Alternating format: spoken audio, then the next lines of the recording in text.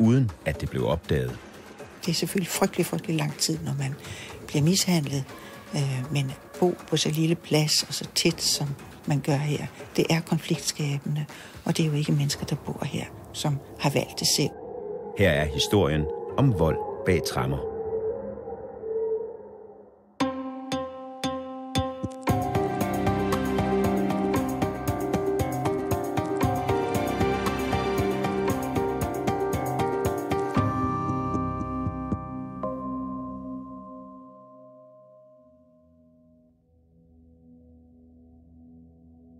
Knap 4.000 mennesker er låst inde i de danske fængsler. Her afsoner de domme for forbrydelser, de har begået i samfundet udenfor. Vi har 2 dejlige store skaber og en håndvask og køleskab. Men livet i fængslet er farligt. Statistikken viser, at stadig flere indsatte får brækkede næser, kogende olie eller svingende billiardkugler i hovedet. Og de indsattes egen celle er tilsyneladende det farligste sted, de kan opholde sig.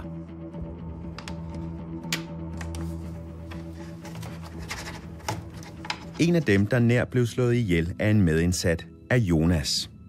I februar måned i år afsoner han en dom for røveri i statsfængslet Østjylland. Sådan en lille 18-årig knægt, ikke også? Altså, det er ikke, fordi jeg er specielt stor som sådan. Og der er mange store mennesker i fængsel, ikke også? Altså, jeg kan godt være lidt fræk i det, ikke også? Altså, lidt for hurtigt en gang imellem måske. Jamen, der har været nogle skænderier og lidt råben og skrigen efter hinanden og trusler. Og jeg bare ikke regne med, at det her vil ske selvfølgelig også. Altså. Måske regne med, at jeg får 2 blodår egentlig også. Jeg tror, det men lige fra mig næsten blive slået ihjel, det er noget andet.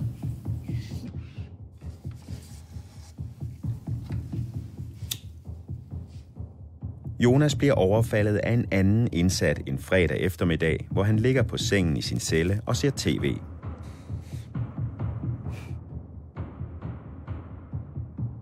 Så kommer han ind til mig, klokken har været lidt i 3 eller sådan noget. Og siger, at vi skal have en snak. Og jeg siger, ja, det kan være godt. Og så hiver sådan stolen lidt frem, så han kan sætte sig ned. Så siger jeg, sæt dig ned. Og så han bliver bare stående sådan lidt. Så når jeg tager handsker på, blandt andet blodgummihandsker, så siger han, at jeg skulle have stukket nogen på en anden afdeling i noget odds-spil over nettet. Og jeg benægter. Så siger jeg, lad mig få overstå. Jeg tror lidt sådan bare, at vi skulle slås, ikke også? Altså. Men så hiver han så jernrøret frem. Eller sådan et stykke fra et støvsuger, ja. Det havde han op i armen. Slår mig 3 gange i hovedet. Kriminalforsorgen har fokus på, at de indsatte skal kunne afsone i tryghed. Vi skal søge at fjerne risikoen for, at de indsatte udsættes for overgreb og skadelig påvirkning fra medindsatte. Det var her. Hele tiden her. Så er der 3. gang, der besvimer jeg så. Og så vågner op, han ligger og skærmer i halsen bagefter. Ligesom Kriminalforsorgen lægger også Fængselsforbundet vægt på de indsattes ret til at afsone uden vold. Punkt 4. Tryghed. Kriminalforsorgen skal være et trygt sted at være. De indsatte bør kunne færdes uden risiko for overgreb fra andre indsatte. Så han sidder oven på mig, så holder mit hoved ned i en pude, og så skærer mig i halsen. Så, jamen, det er et barberblad, han er smeltet sammen med et stykke plastik. Så jeg troede, jeg skulle dø, og så jeg fik ham også skubbet væk på et tidspunkt, og der fik han skåret mig i den anden side af halsen. Og så får han så tumlet mig ned igen. Og så skal han videre og videre og videre. Jeg synes lige, det var som en evighed, ikke også? Altså, det der 30 sekunder eller sådan noget, jamen han stopper bare lige pludselig, og så går ud. Og så sagde han til mig, at jeg skulle vente med at gå ud ind til aftensmad. Og så skulle jeg sige, at jeg selv har gjort det. Og hvis jeg ikke gjorde det, så ville han få min familie slået ihjel.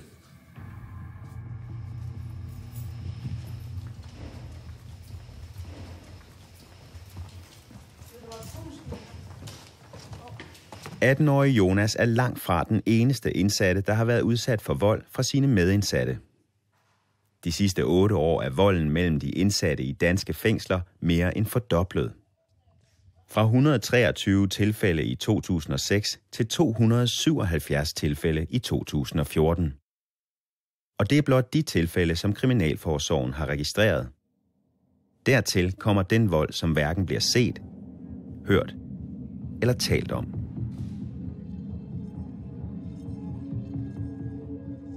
Værst står det til i det lukkede statsfængsel i Ringe. Her angiver over en tredjedel af de indsatte i 2014, at de har været udsat for vold fra andre indsatte. Vi har jo inden for de sidste 3-4 år oplevet nogle ekstremt grove overfald. Altså, hvor det ikke bare er noget med, at man giver et par på kassen for sit liv, men mishandling simpelthen. Grov mishandling. Tramper nogen i hovedet. Slår en ned med billiardkugle, eller nogen, der bliver sat strøm til, og alt muligt andet. Ekstreme grove ting. Vi må jo sige, at det at have vold inde i fængslet er jo helt uacceptabelt. Der er absolut nul tolerance over for trusler og vold, og derfor må man sige, at hver eneste sag er jo den sag for meget. I statsfængslet i Ringe afsoner hovedsageligt unge mænd mellem 18 og 25 år, som er dømt for personfarlig kriminalitet som vold og røveri.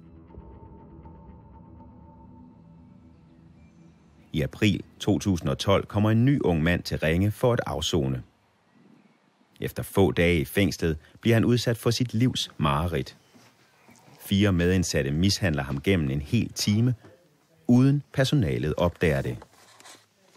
Jeg har set mange grove sager, og den her er blandt de groveste, jeg har set i statsfængsler. Igen mange år. Sådan siger Henning Christiansen, der var anklager i sagen om den timelange mishandling af den unge mand i Ringe statsfængsel. Vi har bedt Henning Christiansen fortælle, hvad der præcis skete den søndag aften i april. Det startede ved 18-tiden i en celle som den her.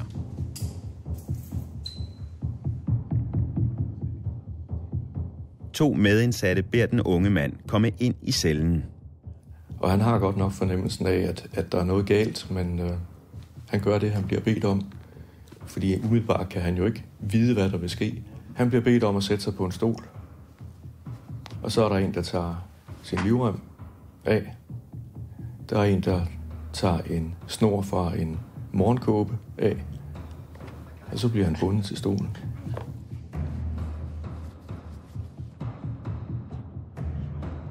Altså for det første, så mens han sidder bundet der, så bliver han slået adskillige gange, både i hovedet og på kroppen.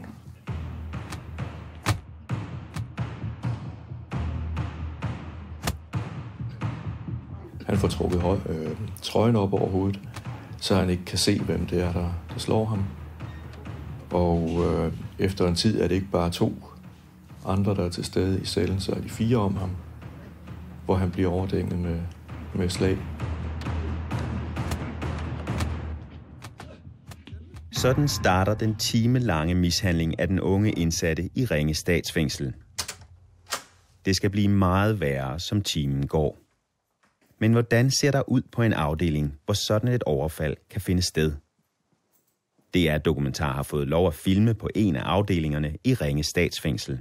Det er belægsgangen, hvor de indsatte bor, og der er 16 pladser hernede af.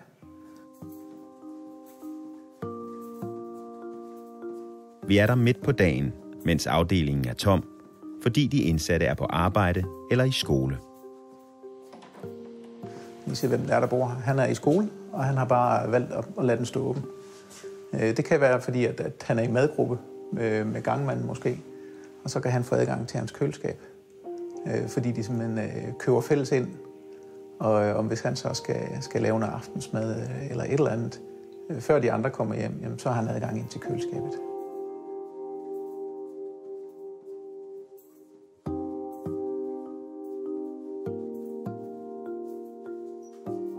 Klokken 15 får de indsatte fri fra arbejde og skole. De næste 6 timer, frem til klokken 21, kan de 16 mand frit gå rundt på afdelingen, lave mad sammen, udfordre hinanden i spil, sidde i opholdsstuen og se nyheder, eller besøge hinanden i cellerne.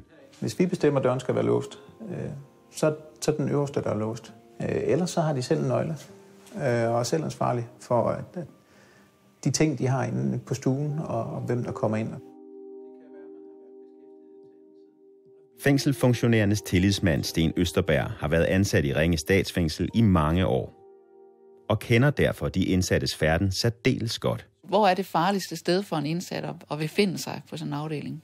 Det kunne faktisk godt være på deres celle, fordi der er pludselig nogen, der går ind til dem, uden at personalet ser det.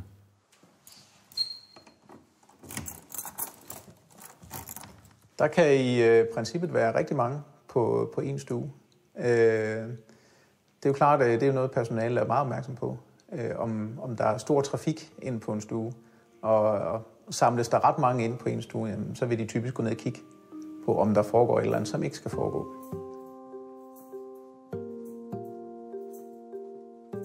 For at kunne begå et overgreb mod nogen, hvor lang tid kræver det? Ja, det kræver ikke lang tid. Jeg tror, det kræver et halvt minut, 30 sekunder, så kan du nå at give et andet menneske et par på kassen, hvis det skal være det. Et af de sidste overfald, vi har oplevet, hvor gerningsmanden har taget en billiardkugle og kommer i en sok, og løber hen og slår med den og svinger den, det tager ikke et minut. Det gør det ikke. De hurtige, pludselige overfald er svære at opdage, men selv timelange overfald i cellerne finder sted, uden personalet er klar over det. Sociolog Linda Kjær Minke underviser i jura på Syddansk Universitet. Den svage indsatte siger til fængselssystemet, at han har været udsat for dit, dut og dat. Hun har skrevet Ph.D.-afhandling om det sociale liv i fængsler, efter at have tilbragt et år blandt de indsatte i Vridsløse Lille Statsfængsel. På et tidspunkt sad Linda Kjær Minke få meter fra et overfald, uden et øjeblik at opdage, hvad der foregik. Jeg sad i de indsattes dagligstue og småsludrede med nogle indsatte, og denne her person blev så overfaldet i sin celle af en gruppe medindsatte og fik brækket sin næse under det overfald. Der var ikke nogen af os, der sad inde i dagligstuen, der egentlig bemærkede, hvad der skete. Det hed så, at han var glædet i noget olie ude i køkkenet, at det var derfor, han var kommet til skade. Der er ingen tvivl om, at vi ser ikke alt det vold, der bliver begået og er blevet begået, fordi der er rigtig mange, der ikke vil tale om det eller tør tale om det.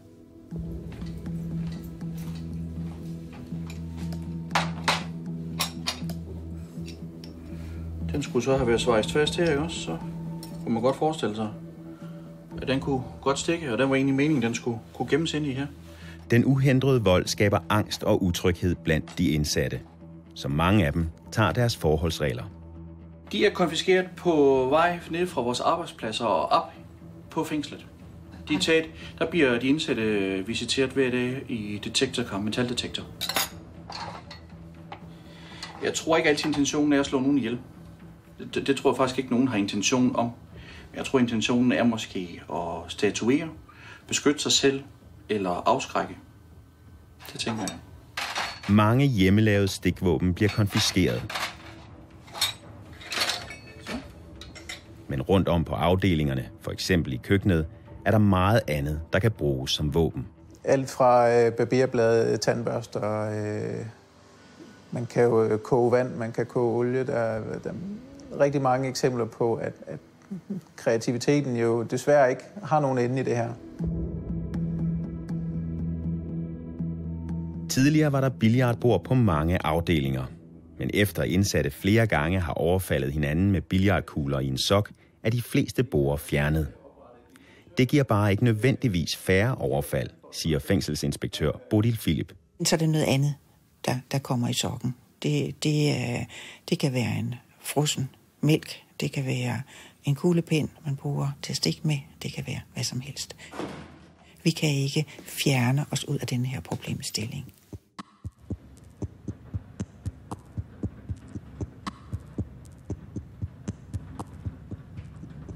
De indsatte er jo i sagens natur låst inde, og har derfor ingen steder at flygte hen, hvis de er bange for at blive overfaldet. Så hvis de vælger ikke at gå i frivillig isolation, er de nødt til at tro på, at personalet kan sørge for, at de kan afsone i tryghed. En af dem, der troede personalet var der til at beskytte ham, er tidligere byggematador Kurt Thorsen. Han endte med åbent kraniebrud på en mistanke om stikkeri.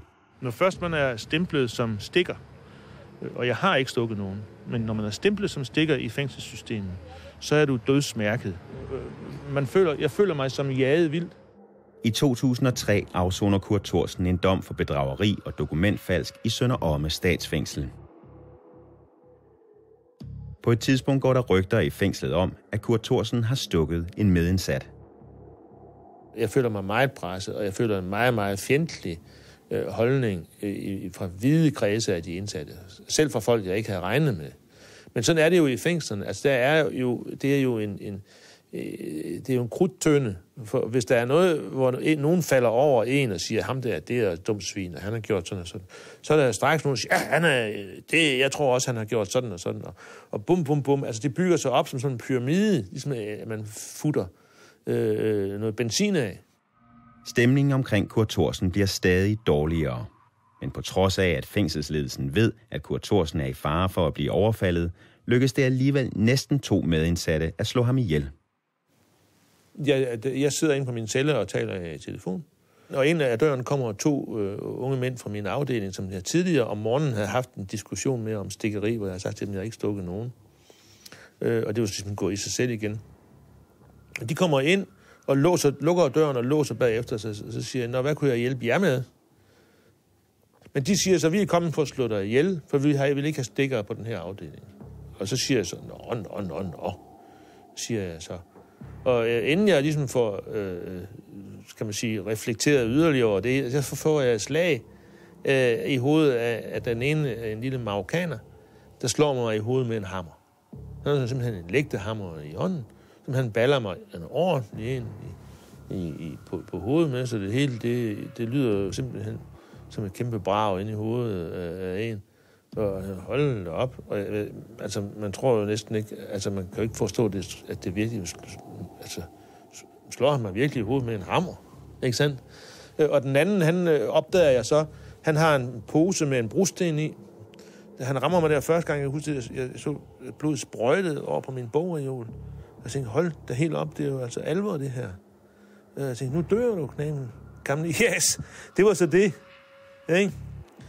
Men det gjorde jeg jo så altså ikke. Og så kom jeg ud på gangen, og jeg har jo råbt om hjælp. Men der er ingen. Der er ingen vagter? Nej.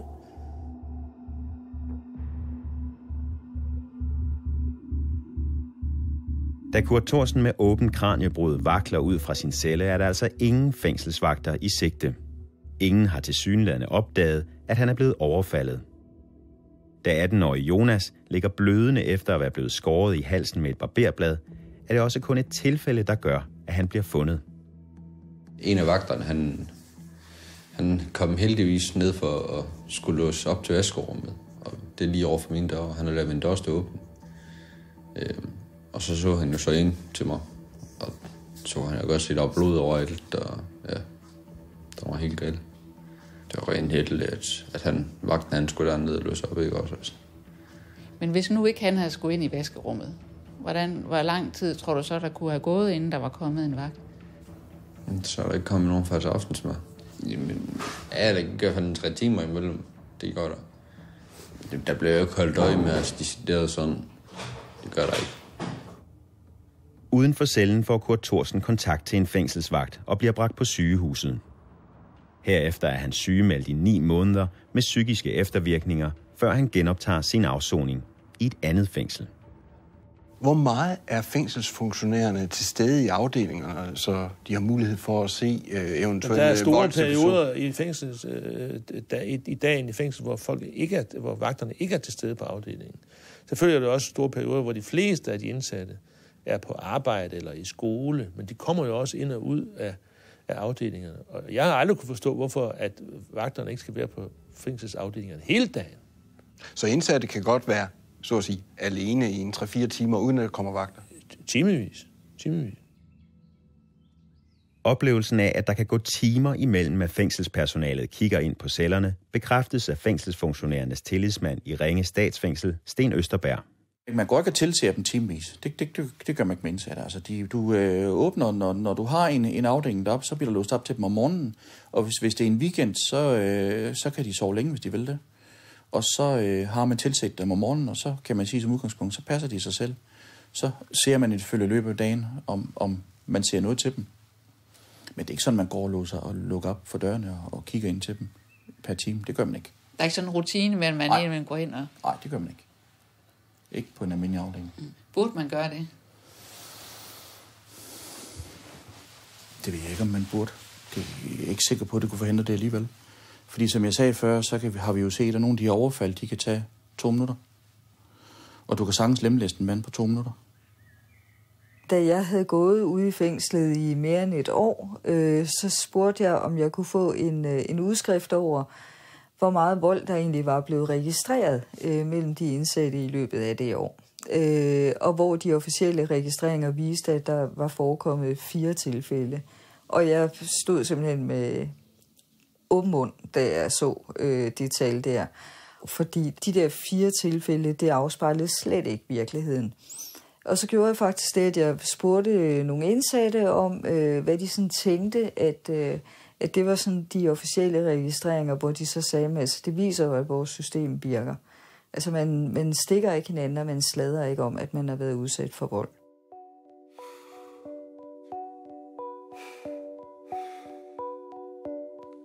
Blandt de indsatte i fængslerne hersker en række uskrevne regler.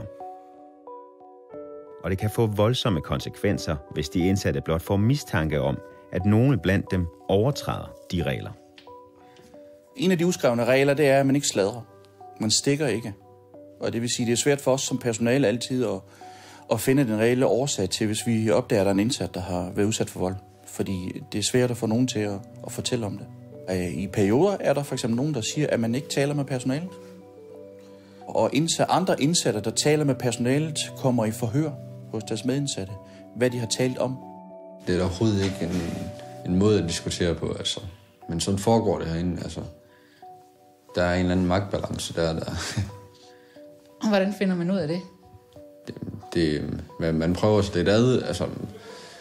Og så, hvis man kan mærke på en person, at det er emnet eller et eller andet, det kan godt sætte et eller andet i gang hos den person, ikke også? Så lader man være med at sige det, ikke også? I statsfængslet Østjylland ligger 18-årige Jonas blødende i sin celle, efter at være blevet skåret i halsen med et barberblad. Inden gerningsmanden går, tror han med at slå Jonas' familie ihjel, hvis Jonas siger, hvem der har overfaldet ham. I stedet skal han sige, at han selv har skåret sig i halsen. Jeg var ligesom fuldstændig i chok, hvis man kan sige sådan. Så kan jeg ikke, så husker jeg så ikke så meget mere, for jeg vågner op inde på skadestuen, hvor det ligger og syr med sammen. Hvad siger du, da du kommer derind? Der siger jeg også, at mig selv har gjort det. Men de kunne ikke finde noget barberbladet. Så spurgte de mig, om jeg har slugt det, dengang jeg var inde på værelset. Så sagde jeg bare ja. Jeg var bange for at dø. Det skal jeg sgu ikke skjule på.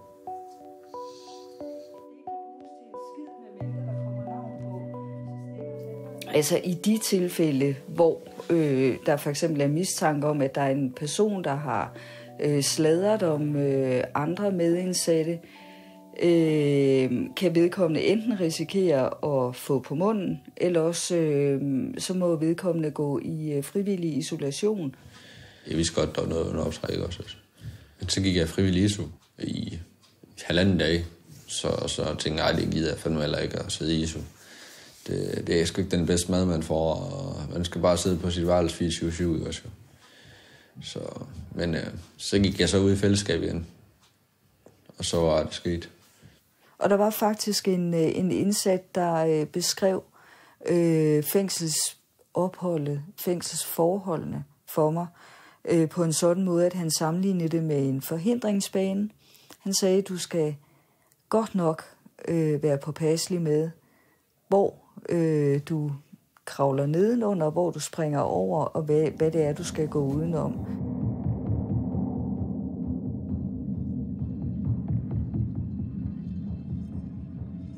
En stor del af volden i fængslerne foregår som nævnt lynhurtigt, og kan dermed være svært at opdage, selv hvis personalet er til stede. Men når volden strækker sig over længere tid, kan den så stadig skjules. I Ringe Statsfængsel ligger de 16 celler i hver afdeling nede af en lang gang. Oppe for enden af gangen er køkkenet, tv-stuen og derefter personalekontoret. Hvor meget kan personalet egentlig høre, når de indsatte har lukket døren til deres celle? Det er jo lykkedes nogen at begå vold, hvor man faktisk ikke har opdaget det, fordi det er foregået bag lukkede døre, altså inde på en celle. Så kører der måske et fjernsyn med noget musik på, og det vil sige, så kan du ikke høre, hvis der foregår en anden form for lidt tumult bag en lukket celledør. Det har man ikke mulighed for at høre som personale. Vi vender nu tilbage til den nye indsatte i Ringe Statsfængsel, der i april 2012 sidder bundet til en stol i en celle. 4 medindsatte tæsker løs på ham, mens han har fået trøjen trukket over hovedet, så han ikke kan se, hvem der gør hvad. De slår ham med bøjler, de slår ham med nogle bøger. Og så udvikler det sig til, at de tisser på ham over hovedet og kroppen.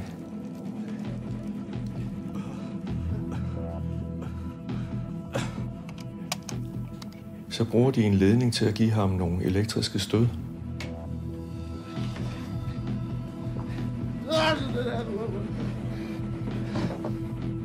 Og han beskrev det sådan, at det gav nogle stød, så hele stolen den flyttede sig hver gang.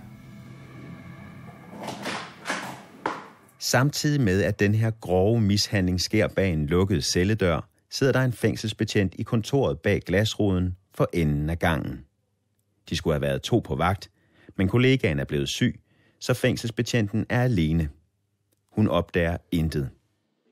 Hun er jo i gang med at have noget relationsarbejde og tage en samtale med nogle indsatte på kontoret og lave nogle af de andre opgaver, vi også skal lave. Og så vidt jeg husker, er der noget musik i baggrunden, ting jeg siger. Hun hører ikke noget overhovedet. Han siger, at han på et tidspunkt bliver bevidstløs. Og så bliver han på et tidspunkt tvunget til at slikke på den enes lem.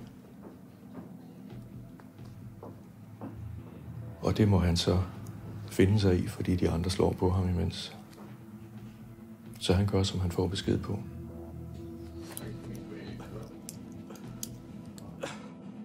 Han forklarede også, at der var en, der havde forsøgt at klippe hans brystvorter af. Og så kan man sige forsøgt, hvordan det med en neglesaks.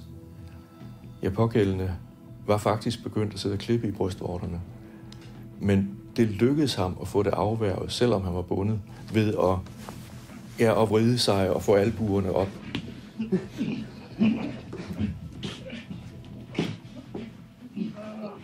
Og inden de har forladt ham, så har de også sagt til ham, at hvis han anmelder det her til personalet, ja, så vil der altså ske noget.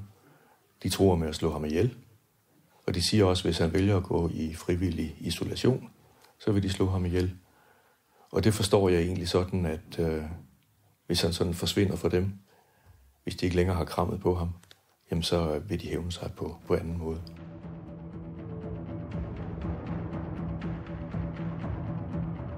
Efter en times torturlignende mishandling lader de 4 overfaldsmænd den indsatte gå.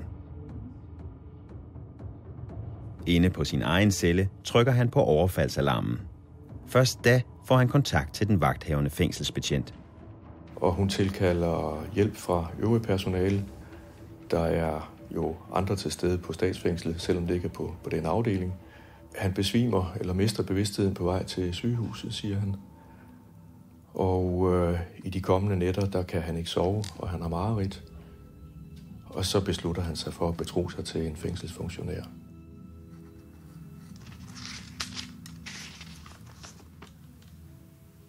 Og senere finder hun så den der ledning. i en skraldespand. Hvor lang tid kunne det have fortsat? Så nu stopper de efter en time? Ja, det ved jeg ikke. Det har jeg ikke noget belæg for at sige, det kunne. Jeg kan ikke afvise, det kunne have fortsat længere tid. Det kunne det godt. En hel time mellem kl. 18 og 19 en søndag aften har 4 overfaldsmænd altså uforstyrret kunnet mishandle en medindsat, samtidig med, at den fængselsbetjent, der skulle passe på den indsatte, sad nogle få meter væk. Hvordan kunne det ske? Hvis det foregår inde bag en lukket dør, og der ikke er nogen lyd, noget der får en til at reagere på lyden, fordi nogen råber eller der er støj, så må vi sige, at der er ikke opsyn inde på stuerne. Og derfor kan sådan noget ske. Det er selvfølgelig dybt beklageligt, at sådan noget sker, men det er igen det er et spørgsmål om, man kan ikke undgå det, hvis de indsatte skal have et liv og et privatliv på deres egne stuer. Men når man sidder udenfor og læser om det og hører om det, så tænker man en time, det virker en voldsom lang tid. Det er selvfølgelig frygtelig lang tid, når man bliver mishandlet, men at man er alene eller sammen med gode venner i en time, uden at personalet ser til en, det er ikke ualmindeligt.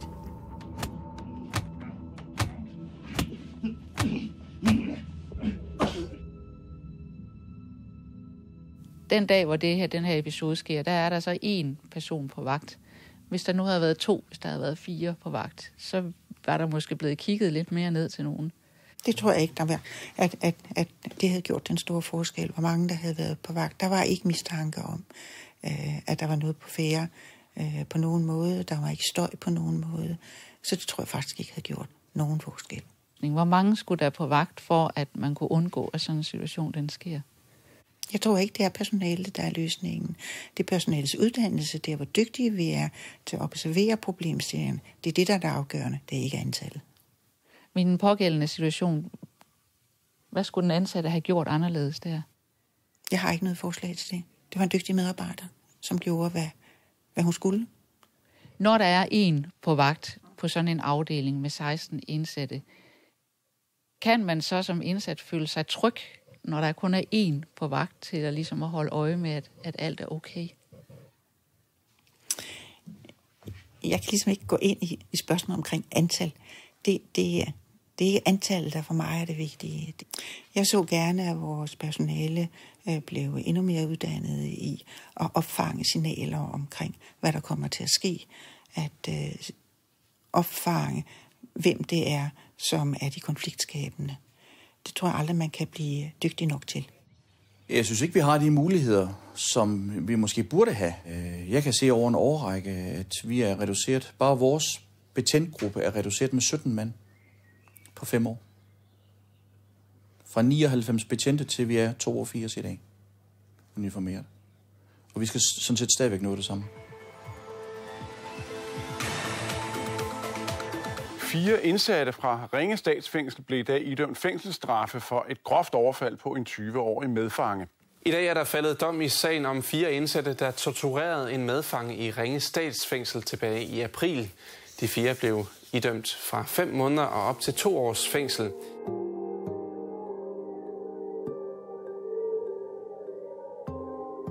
De 4 voldsmænd bliver dømt. I statsfængslet i Ringe kommer der en ekstra betjent på vagt i weekenden, og efter yderligere voldsepisoder får de indsatte begrænset deres bevægelsesfrihed og sociale liv. Dengang det her billede blev taget, som er nogle år siden, der var der fri adgang ud til det store område, som ligger her udenfor. I dag er der sat et hegn op her, hele vejen ned, således at man kun kan komme igennem gennem en låge, og når personalet åbner. Hvor de før kunne have tendens til at måske have stigerkonkurrencer eller på anden måde provokere hinanden, og så have fri adgang til hinanden, så har hegnet også den effekt, at man ikke reagerer umiddelbart. For et par år siden kunne vi sagtens have 2-3 afsnit derude samtidig, som havde fælles aktiviteter. Det har vi ikke i dag. Jeg tænker, at det er nødvendigt, men jeg synes også, det er rigtig ærgerligt, fordi det fratager jo de indsatte nogle goder, som de var meget glade for, og som også var med til at gøre det lettere for dem senere hen, når de engang skal løslades. Hvis du skal undgå, at de indsatte begår vold mod hinanden, hvad er så den ultimative løsning på det? Ja, det vil være at isolere dem fra hinanden. Og det vil man kunne, men hvad er mest skadeligt for den indsatte? Det at leve i et miljø, som det vi har med alle de ting, vi gør for at forhindre volden, eller vil det være at være isoleret? Og der må jeg sige, at isolationen, den ved vi, er særdeles skadelig. Men hvor meget vold skal man så acceptere, at der er i fængslet? Man skal ikke acceptere noget vold i fængslet. Man skal arbejde for at forhindre det og nedbringe det. Kan man det? Kan man fjerne det? Fjerne det tror jeg ikke, men man kan gøre meget for at nedbringe det. Men det er jo jeres ansvar, at de indsatte kan afsone i fred og tryghed. Ja, på sin vis er det vores ansvar, men det er også inden for det mulige. Har du set andre indsatte få været udsat for vold fra? Ja, det er der forekommet. Ja. Hvordan reagerer du? Jamen altså, det er jo alt den ting er ubehageligt. Ja, det er jo meget ubehageligt. Men det hører med til at sidde i fængsel. Gør det det? Ja, det er jo ikke noget... det er jo ikke et plejehjemsmiljø, du sidder på. Vel? Det er et fængsel. Når fængselspersonalet ikke kan holde øje med de indsatte hele tiden, kan man i stedet vælge elektronisk overvågning. Nu er jeg ikke særlig for overvågning, men altså, hvis man egentlig skal se på noget, så er tilstedeværelse af vagter eller overvågning jo en vej til at begrænse den slags adfærd. Det tror jeg, det er. Alene den præventive effekt, det har på folks adfærd, at der er nogen, der kan se på videoen, hvad der foregår, kan måske afholde visse voldsomme personligheder fra at gøre overgreb på andre. Linda Kjær Minke tror ikke på, at overvågning kan nedbringe volden i fængslerne. Folk kan jo maskere sig. Man kan jo dække sit ansigt på forskellige måder. Tage en hætte over hovedet eller ansigtet, så man ikke kan se, hvem det er. Men de kan heller ikke sidde og holde øje med et kamera 24/7, ikke også? Altså, og der er heller ikke vagter nok til, at de kan holde øje med 24/7, ikke også? Altså. I dag er der ikke overvågning på de enkelte afdelinger i Ringe Statsfængsel. Og det mener fængselsinspektør Bodil Philip heller ikke, der skal være. Det ville vi synes var meget krænkende, hvis et menneske skulle overvåges altid. Og der er en spontan vold, hvor vi ved, at kameraer ingen betydning har. Så at forestille sig kameraer inde på stuerne, nej, det indgår overhovedet ikke i vores overvejelser. Når du så siger, at man kan ikke undgå volden, dermed så accepterer du også, at det er en naturlig del af et fængselsophold, at der vil forekomme vold. Jeg må sige, at vi gør, hvad vi kan for at forhindre det her. Når en indsat kommer her, så er vi opmærksomme, hvis den indsatte siger, jeg kan ikke være på den konkrete afdeling, fordi der sidder en anden, som jeg har konflikt med, så tager vi det alvorligt og prøver at placere vedkommende på en anden afdeling.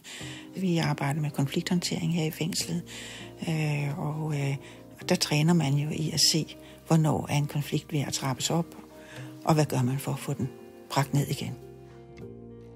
Som noget helt nyt skal ikke bare personalet, men også de indsatte i Ringe Statsfængsel lære, hvordan konflikter kan løses uden vold. Konflikthåndteringskurset i Ringe er med i et nyt idékatalog fra Kriminalforsorgen med forslag til, hvordan vold blandt indsatte kan mindskes. Blandt andet skal personale og indsatte samarbejde om at finde fredelige løsninger, og personalet skal blive bedre til at opdage, registrere og takle, når der er konflikter på vej. Altså, det er jo ikke sådan, at Kriminalforsorgen ikke ved, hvem der er voldelige og hvem der ikke er. De ved alt. Og derfor har de jo en grundlæggende mulighed for at visitere folk og disponere deres afsoningsforhold på en måde, så man undgår i meget vidt omfang de voldstilfælde, man ser i dag. Danmarks nyeste fængsel, Statsfængslet Østjylland, er indrettet med meget små afdelinger. Helt ned til 6-8 mand. Sten Østerberg kunne godt tænke sig lige så små afdelinger i Ringe. det værktøj og kan opdele indsatte i større grad efter adfærd, kunne give noget mere ro, sådan så man kan sætte noget mere fokus på de indsatte, som har en, skal vi kalde det, utilladelig adfærd.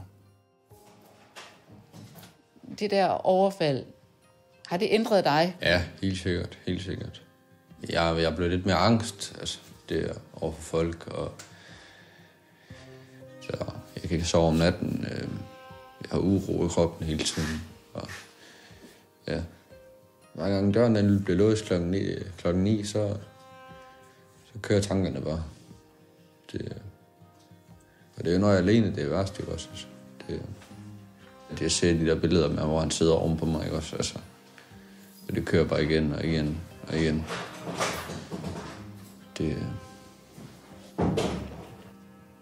Jeg tror ikke, der er nogen sådan formel, der siger, at hvis du gør sådan og sådan, så sker der ingenting. Altså, man skal være med at være der for lang tid. Og så skal man være med at blande sig i andre folks sager. Det er jo meget afgørende. Altså, har du gjort det? Nej, det har jeg ikke. Det gør jeg konsekvent ikke. Man skal holde sin kæft, og så lade folk have deres særheder.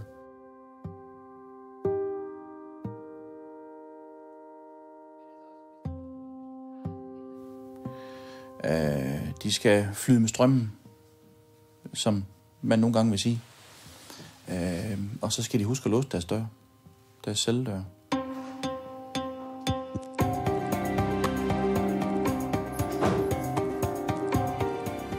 Lige straks